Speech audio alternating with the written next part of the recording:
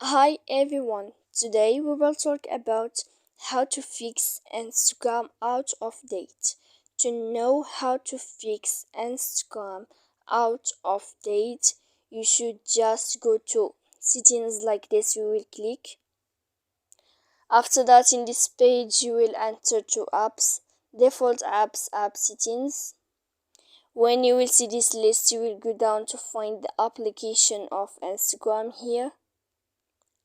And when you will see this list, you will go down to first stop. When you will end this, you will enter to storage. After that, in this page, you will click clear cache, and then you will click clear data. And after all that, you can update your application. So please don't forget to support us by like and subscribe. See you next time.